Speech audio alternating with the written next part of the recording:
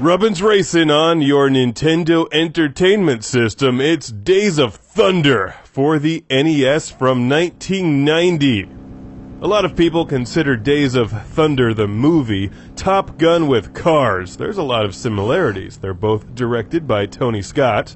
They both star Tom Cruise and their testosterone-fueled explosion fests. But did you know that there's similarities between the video games as well? Remember Top Gun on the NES and the aircraft carrier landing scene, which broke up the gameplay, and most people hated it. I was actually pretty good at that part. But it definitely broke up the awesome air combat. Well, in this game, it's the pit stop. The pit stop is the new aircraft carrier landing scene. You have no hope of completing a pit stop in under 20 minutes, and by the time you finish, all of the other drivers will have completed the race and will be pounding moonshine in their trailer without you.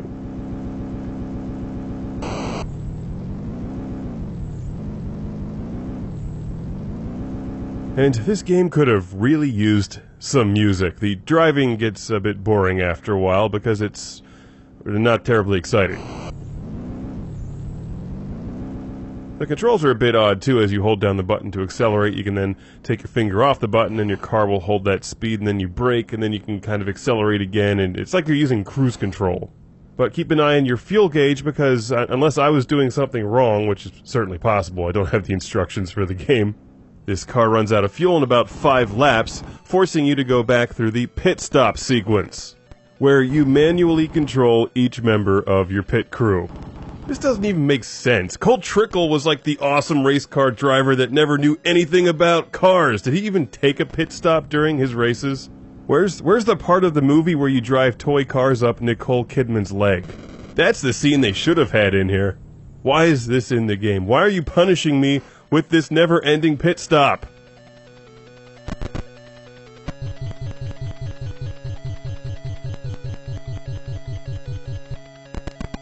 I'm not replacing the tires, and I don't care if my engine is damaged. Screw you. I'm leaving the pit stop. Nice try, buddy.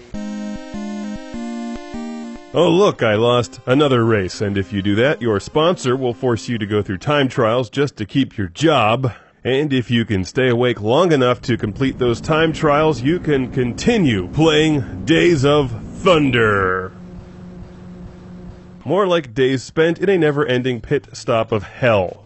Even though this Nintendo game was sent to the show by our friend Sergio Matthias from Paulínia, Brazil, I can't recommend it to anybody. Fans of the movie will find little in here that actually resembles the movie. Maybe the character names are in the game, but that's not terribly exciting. Where's the part where you race the other guy through crowded city streets just to show how manly you are? Where's the part where you yell Rubbin's Racing? How about that scene where you overcome a crippling injury that would have killed most people except you're the star of the movie? Where's the critical moment where you punch out Chewbacca to win the final race? This game is nothing like Days of Thunder the movie.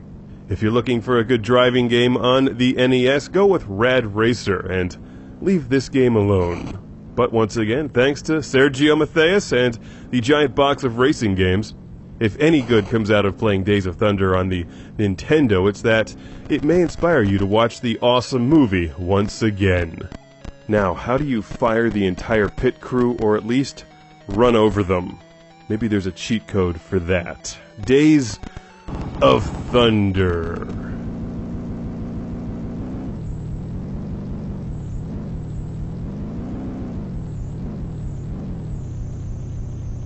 Nice try, buddy.